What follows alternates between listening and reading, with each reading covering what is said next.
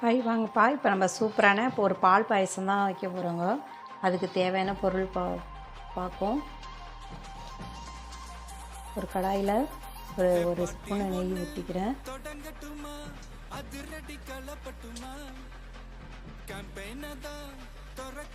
இதில் உங்களுக்கு தேவையான அளவுக்கு நட்ஸ் போட்டுங்க.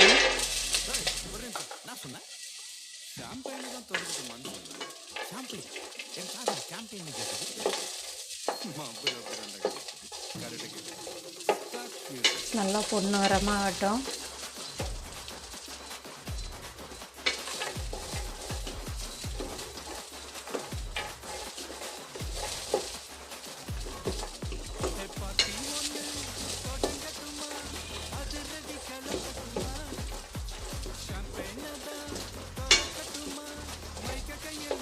பொன்னிறமாக வரட்டும்.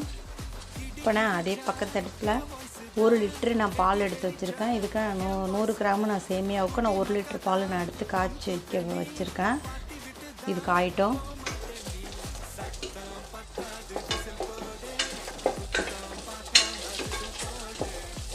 நூறு கிராமுக்கு 1 லிட்ரு பால் ஊற்றினா தான் ரொம்ப டேஸ்ட்டாக இருக்கும். அப்புறம் தண்ணி ஊற்றிட்டா அது நல்லா இருக்காது. அதே கெட்டி பாலில் அதேமாரி செஞ்சு பாருங்கள். ரொம்ப டேஸ்ட்டாக இருக்கும். பொன்னிறமாக வந்துருச்சு. இதை நம்ம எடுத்து வச்சிடலாம். இப்போ நான் அதே பேனில் 100 கிராம் சேமியா நான் எடுத்துருக்கேன். அது நல்லா பொன்னிறமாக வர வரைக்கும் நல்லா வறுத்து எடுத்துக்கும்.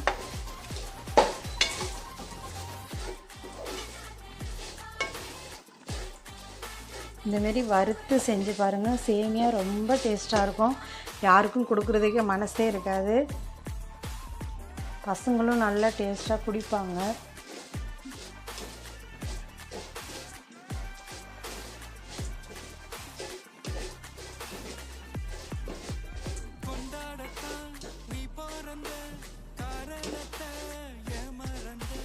நம்ம 1 லிட்டர் பால் எடுத்துகிட்டு சேமியோட அளவு கூட போயிட்டுனா சேமியா ரொம்ப கெட்டியாக விடும், நல்லா இருக்காது. நான் சொல்கிற அளவில் போடுங்க, ரொம்ப டேஸ்ட்டாக இருக்கும். இந்த அரிசி நல்லா இந்த கலருக்கு வந்துருச்சு. இந்த டைமில் நம்ம பால் எடுத்து ஊற்றிடலாம். பால் நல்லா காஞ்சி வச்சு பாருங்க. இப்போ நம்ம எடுத்து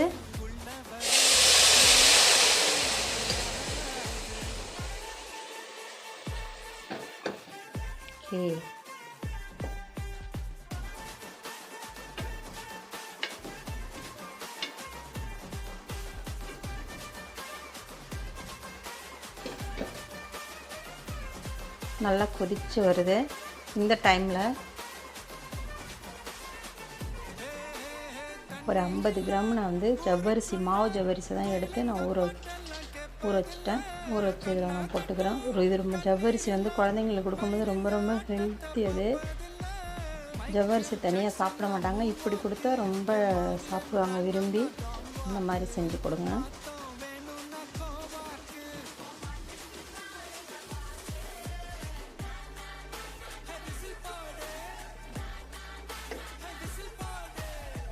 இந்த டைமில் நான் ஒரு 200 கிராம் சர்க்கரை எடுத்து வச்சுருக்கேன். உங்களுக்கு சர்க்கரை பிடிக்கலாம், நீங்கள் நாட்டு சர்க்கரையை நீங்கள் எடுத்துக்கலாம்.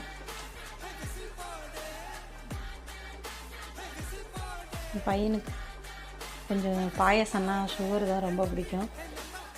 அதில் 200 கிராம் நான் எடுத்திருக்கேன்.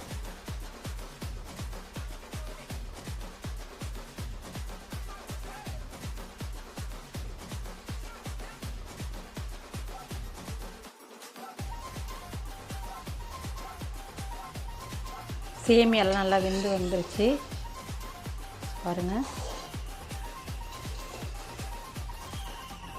வாவ், கொதிக்கும் போதே நல்லா சாப்பிடும் போல் வருது. அவ்வளோ வாசனை வருது. ஏலக்காய் போட்டால் இன்னும் செமையாக இருக்கும். இந்த டைமில் ஒரு ஸ்பூன் நெய் போட்டுக்கலாம். இந்த டைமில் நான் ஒரு ஸ்பூன் ஏலக்காய் பவுடர் போட்டுக்கிறேன்.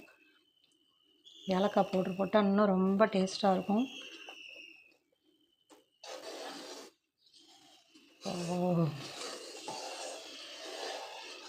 கொதிக்கும் போதே சாப்பிடணும் போல் இருக்குது. உங்கள் குழந்தைங்களுக்கு இந்த மாதிரி செஞ்சு பாருங்கள். கொதிச்சு வச்சு கரெக்டான பக்குவத்துக்கு வந்துட்டு உங்கள் குழந்தைங்களுக்கு டெய்லி இந்த மாதிரி செஞ்சு கொடுங்க, சாப்பிடுவாங்க. பிடிச்சிருந்தா லைக் பண்ணுங்கள், ஷேர் பண்ணுங்கள், சப்ஸ்கிரைப் பண்ணுங்கள். மறந்துடாமல் கமெண்ட் பாக்ஸில் கமெண்ட் பண்ணுங்கள்.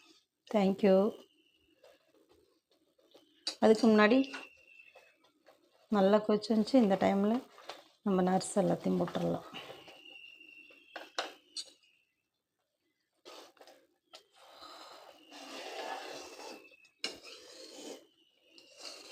ஓகே.